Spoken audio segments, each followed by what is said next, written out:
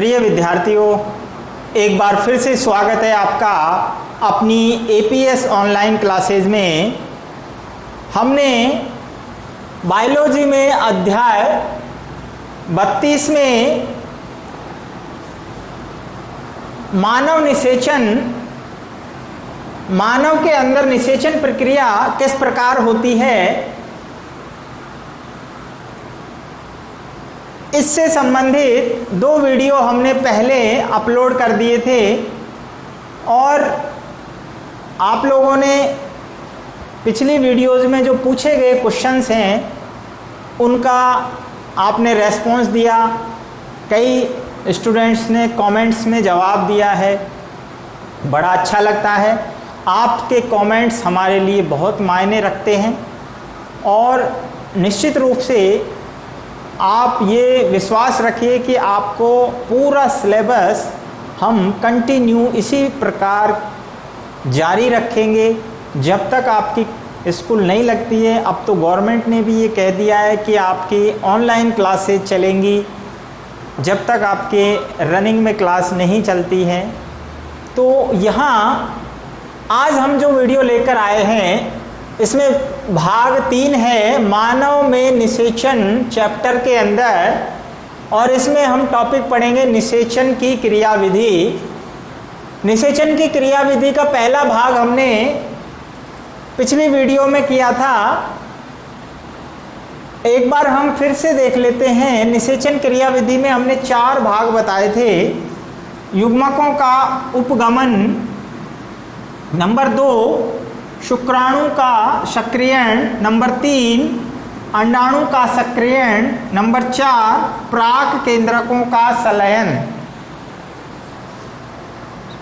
पहले 2 भाग हम कर चुके हैं जिसमें हमने देखा कि युग्मक किस प्रकार एक दूसरे के पास आते हैं, जिसे हम गैमेट अप्रोच भी कहते हैं। तो यहाँ पर नर युग्मक शुक्राणु चलकर अंडाणु के पास पहुँचता है। फिर हमने देखा कि किस प्रकार शुक्राणु जो है वो अपने आप को योग्य बनाता है एक विशेष जाति के स्पर्म्स के अंदर एंटी फर्टिलाइजिन, उसी जाति के जो अंडाणु होता है उसकी सतह पर मिलने वाले फर्टिलाइजिन से आपस में संयोजन करता है, क्रिया करता है, और वहाँ पर शुक्राणु जो एक्रोसोम भेदन की क्रिया है वो होती है, और स्पर्म लाइसिन जो कि हाइलुरोनिडेज होता है मानव के अंदर। ये सब हमने देख लिया था। और किस प्रकार जो है आरएफ लीली ने ये कॉन्सेप्ट दिया कि जाति विशिष्ट होते हैं स्पर्म लाइसिन, जो कि बहुत इम्पोर्टेंट पॉइंट था। आज हम नेक्स्ट 2 पॉइंट जो हैं उनको डिस्कस करेंगे, अंडाणु का सक्रियण और प्राक केंद्रकों का संलयन। तो ध्यान से समझना है, हमारा टॉपिक है अंडाणु का सक्रियण। तो जैसे ही स्पर्म अंडाणु को भेदता है, अंडाणु के अंदर सक्रियण प्रारंभ हो जाता है, यानी अंडाशय अंडाणु जो है यानी सक्रिय ओवम जो है वो अपने आप को एक्टिवेट करता है, और इसी को हम अंडाणु का सक्रियण कहते हैं। वास्तव में अंडाणु सक्रियण के अंदर प्रमुख रूप से 3 चीज़ें होती हैं। सबसे पहली जो प्रक्रिया होती है वो है निषेचन शंकु का निर्माण। निषेचन शंकु का निर्माण। इसके बाद दूसरी जो प्रक्रिया होती है वो है इसमें निषेचन झिल्ली का निर्माण। निषेचन झिल्ली का निर्माण। तसल्ली से एक एक चीज़ को समझेंगे हम। और नेक्स्ट इसके अंदर अंडाणु उपापचयी सक्रियता, इन तीनों प्रक्रियाओं से हम अंडाणु के सक्रियण को समझाएंगे। सबसे पहले बात करते हैं निषेचन शंकु का निर्माण। तो भाई एक चित्र के माध्यम से हम थोड़ा समझते हैं इस चीज़ को। हम देखते हैं कि ये अंडाणु हैं और अंडाणु के अंदर ये हम देख रहे हैं जैसे ही स्पर्म इसका भेदन करता है तो यहाँ पर अंडाणु का जो जीवद्रव होता है वो बाहर की ओर फूलकर एक शंकुनुमा संरचना बनाता है। ये जीवद्रव है, यहाँ हम देख रहे हैं कि यहाँ पर ये ध्रुवीय काय है और यहाँ पर प्राक केंद्रक है। तो ये बन रहा है निषेचन शंकु। निषेचन शंकु वास्तव में निषेचन शंकु क्या होता है? एक उभारनुमा संरचना होती है जो इस अंडाणु के जीवद्रव के द्वारा बनती है। जहाँ पर स्पर्म इसमें एंट्री होता है वहाँ पर अंडाणु का जीवद्रव जो है वो एक उभारनुमा कूटपाद के समान संरचना बनाता है और ये पूरी तरह स्पर्म्स को एंगल्फ कर लेता है, निगल जाता है। इसको हम कहते हैं निषेचन शंकु।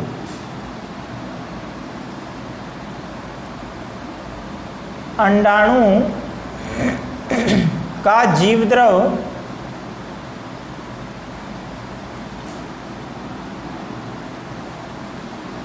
शुक्राणु प्रवेश के स्थान पर शंकुनुमा उभार या प्रवर्ध, शंकुनुमा उभार या प्रवर्ध बनाता है जिसे निषेचन शंकु कहते हैं। और ये निषेचन शंकु क्या करता है? शुक्राणु को निगल जाता है, एक तरह से पूरी तरह एंगल्फ कर लेता है। जैसे अमीबा, हम जानते हैं अमीबा में क्या होता है, कूटपाद होते हैं और ये कूटपाद किसी भी चीज़ को एक प्रकार से चारों ओर से घेर कर निगल जाते हैं। ठीक उसी प्रकार यहाँ जो निषेचन शंकु बना है ये स्पर्म्स को निगल जाता है और यहाँ से स्पर्म्स अंदर प्रवेश कर जाता है। इसके बाद ये तो हुआ निषेचन शंकु का निर्माण। सबसे इम्पोर्टेंट पॉइंट यहाँ से बनेगा, हमें पॉइंट टू पॉइंट ध्यान रखना है। जो भी एग्जाम में क्वेश्चन बनेगा वो मेन पॉइंट को ध्यान में रखते हुए बनेगा। दूसरा है यहाँ पर निषेचन झिल्ली का निर्माण। अब देखिए जैसे ही स्पर्म्स का न्यूक्लियाई अंदर प्रवेश करता है तो ये यहाँ पर प्रवेश करते ही क्या होगा, इसमें निषेचन झिल्ली का निर्माण होगा। किसका निर्माण होगा? निषेचन झिल्ली का। अब आप कह रहे हैं कि साहब निषेचन झिल्ली कैसे बनेगी? तो आपको ध्यान हो तो हमने देखा था कि यहाँ इसके चारों ओर प्लाज्मा झिल्ली होती है और एक पीतक झिल्ली होती है, विटेलाइन मेम्ब्रेन, जो कि अंडाणु के निर्माण के समय पीतक जनन प्रावस्था के अंदर बनती है तो पीतक को घेरे रहती है। तो जीवद्रव्य झिल्ली आगे चलकर निषेचन झिल्ली बनाती है। क्या बनाती है? निषेचन झिल्ली, फर्टिलाइजेशन मेम्ब्रेन। जीवद्रव्य झिल्ली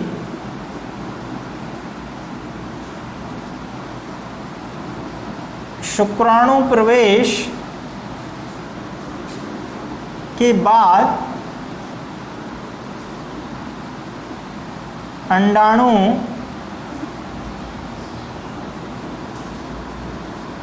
के चारों ओर निषेचन झिल्ली बनाती है।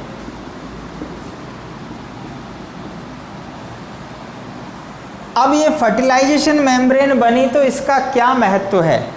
कोई ना कोई महत्व तो होगा। तो यहाँ सबसे इम्पोर्टेंट चीज़ है, इसका महत्व क्या है? यह बहुशुक्राणुता से बचाती है, बहुशुक्राणुता से बचाती है। Polyembryony, polyspermy.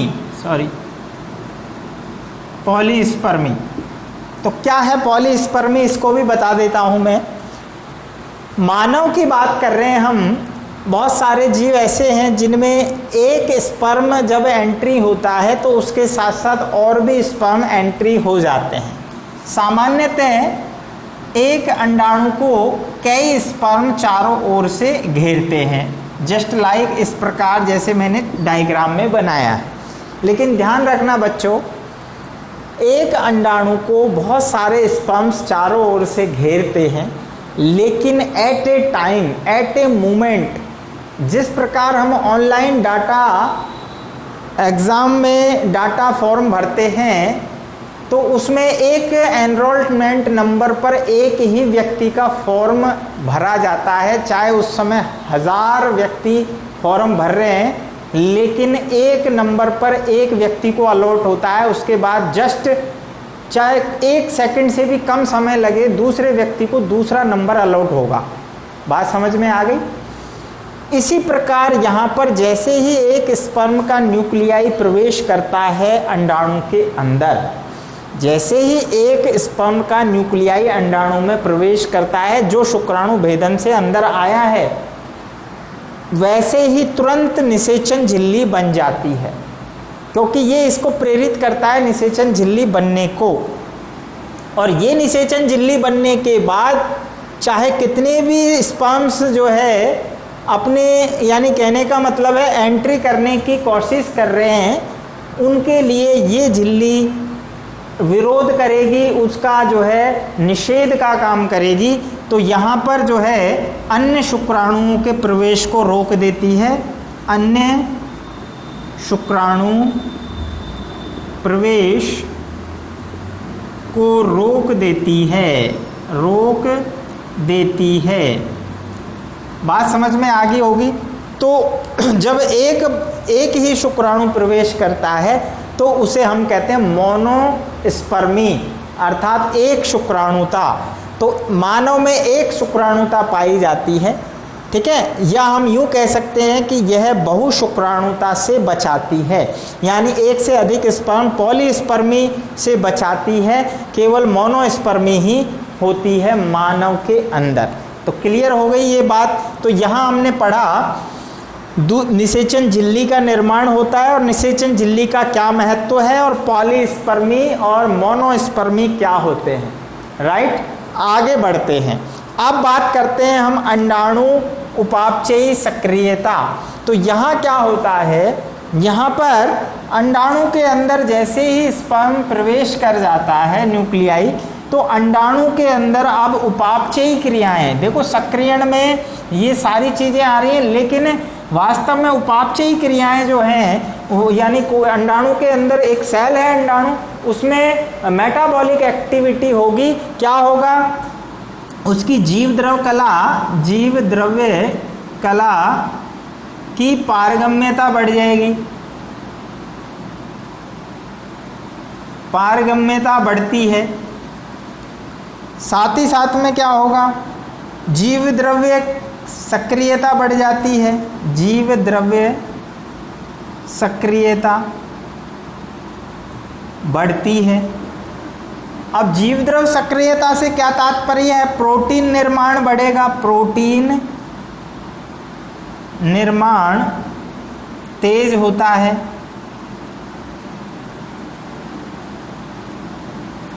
इसके अलावा कोशिका विभाजन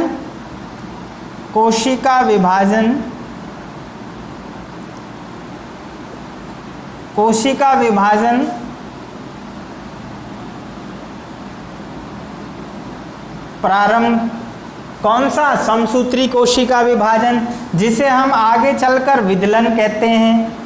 विदलन यानी क्योंकि जाइगोट बनेगा उसके लिए आगे चलकर जैसे ही जाइगोट बनेगा तो उसको विभाजन के लिए प्रेरित करेगा, तैयारी हो जाएगी। इसमें क्या होगा, इससे पहले डीएनए जो है, डीएनए का रेप्लिकेशन होगा, डीएनए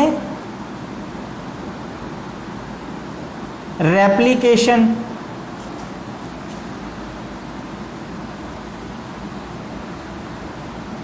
रिप्लिकेशन यानी डीएनए का हम कहते हैं प्रतिकृतिकरण प्रारंभ हो जाता है। तो डीएनए की कॉपी बनना शुरू होगी, कोशिका विभाजन के लिए तैयारी होगी, प्रोटीन निर्माण तेज हो जाएगा, जीव द्रव कला की सक्रियता बढ़ जाती है। ये सारी क्रियाएं उपापचयी सक्रियण कहलाता है, जिससे क्या होता है कि अंडाणु पूरी तरह से सक्रिय हो जाता है।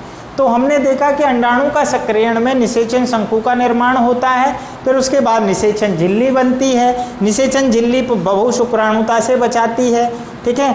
फिर उपापचयी क्रिया सक्रियता में जो है जीव द्रव कला पारगम्यता बढ़ेगी, सक्रियता बढ़ जाएगी, प्रोटीन का निर्माण तेज हो जाएगा, साथ ही साथ कोशिका विभाजन को आगे, क्योंकि कोशिका विभाजन होना है तो डीएनए का रेप्लिकेशन प्रारंभ होगा। तो ये सारी क्रियाएं अंडाणु का सक्रियण कहलाती है। इसके बाद दूसरा जो प्रोसेस होगा, नेक्स्ट जो चौथी जो प्रक्रिया है वो होती है प्राक केंद्रकों का संलयन। प्राक केंद्रकों का संलयन या इसको हम कहते हैं उभय मिश्रण, उभय मिश्रण, एम्फीमिक्सिस।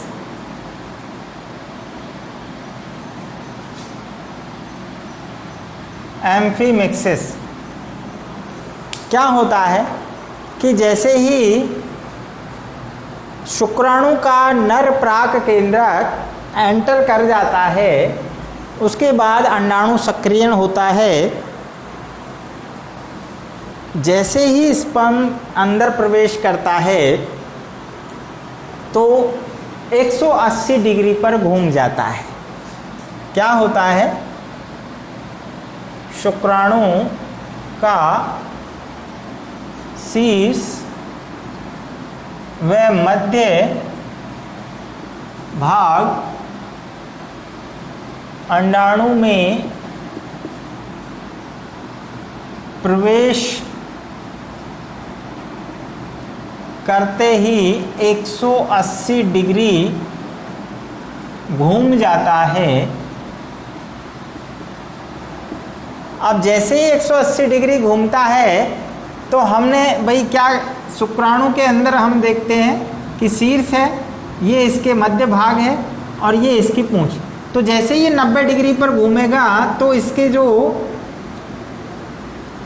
मध्य भाग में क्या स्थित है, मध्य भाग में क्या है, तारक केंद्र है। तारक केंद्र आगे की तरफ आ जाते हैं, ठीक है। तो ये इस प्रकार हो जाता है। तो उससे क्या होगा, तारक केंद्र आगे की तरफ होंगे और ये टूटकर क्या बनाते हैं, स्पिंडल फाइबर बनाते हैं, तरकु तंतु बनाते हैं, ठीक है। और प्राक केंद्रक जो है वो निषेचन पथ से आगे बढ़ता है। इससे तारक केंद्र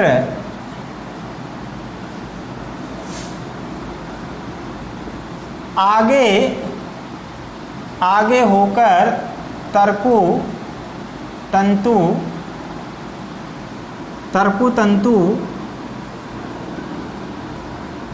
बनाते हैं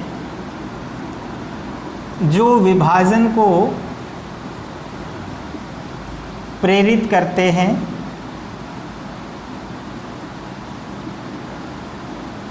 हमने ध्यान हो तो आपको बताया था शुक्राणु की संरचना में कि जो समीपस्थ तारक केंद्र होता है वो क्या काम करता है, वो विदलन को प्रेरित करता है। ध्यान है, विदलन को प्रेरित करता है। तो आप देख रहे हैं जैसे तारक केंद्र आगे की तरफ होकर तरकु तंतु बनाता है तो विभाजन को प्रेरित करता है। विभाजन दैट इज विदलन, इसी को हम क्या कहते हैं, विदलन। क्लियर। दूरस्थ तारक केंद्र आपको पता है वो तो क्या बनाता है, अक्षीय तंतु बनाता है, ठीक है। इसके बाद क्या होता है, जो प्राक केंद्रक है वो निषेचन शंकु से, ठीक है, प्राक नर प्राक केंद्रक, जिसको हम प्रो न्यूक्लियाई कह रहे हैं, मेल,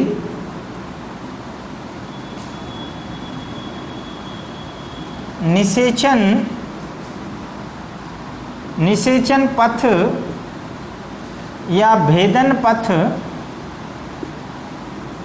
द्वारा आगे बढ़कर मादा प्राक केंद्रक से, मादा प्राक केंद्रक जो कि अंडाणु का प्राक केंद्रक है, से संयोजित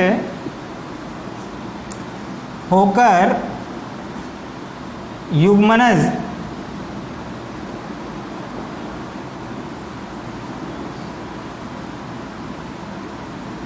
जाइगोट बनाता है, और इस क्रिया को ही क्या कहते हैं, उभय मिश्रण।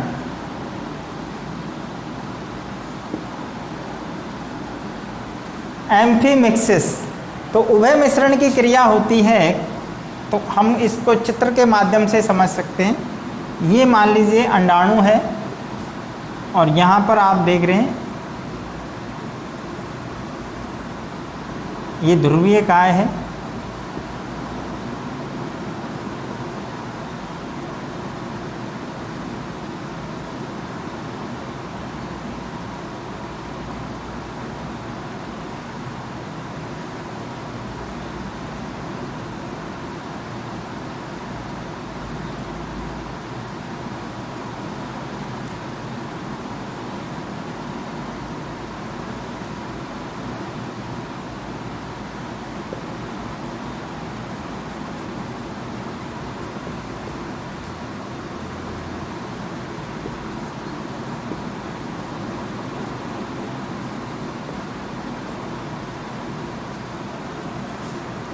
दोनों आगे चलकर ये ध्रुवीय काय जो है, ध्रुवीय काय, ये तो नष्ट हो जाती हैं,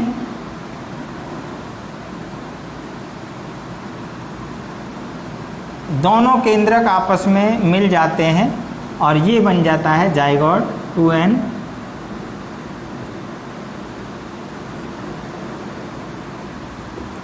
और ये क्रिया कहलाती है उभय मिश्रण, एम्फीमिक्सिस।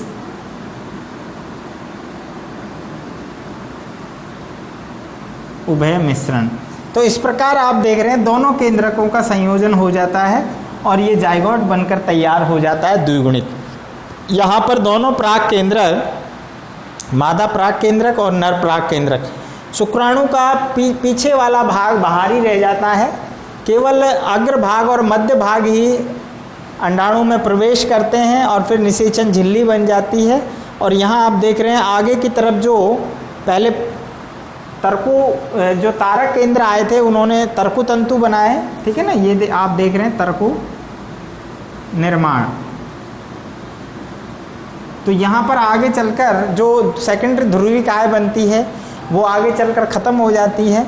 तो इस प्रकार हम देखते हैं कि यहाँ पर उभय मिश्रण जो है वो कंप्लीट हो जाता है और इसी से जाइगोट का निर्माण होता है। और ये जो पूरी प्रक्रिया है निषेचन की प्रक्रिया, ये कंप्लीट हो जाती है। तो हमने देखा कि किस प्रकार निषेचन की क्रिया जो है, उसमें पहला भाग हमने पिछली वीडियो में पढ़ा था, उसके अंदर 2 पार्ट पढ़े थे और 2 पार्ट इस वीडियो के अंदर। तो निषेचन की पूरी कंप्लीट प्रक्रिया विधि जो है वो 4 चरणों में पूर्ण होती है। तो इसके बाद मिलते हैं हम नेक्स्ट वीडियो के अंदर। तब तक के लिए देखते रहिए एपीएस की ऑनलाइन क्लासेस।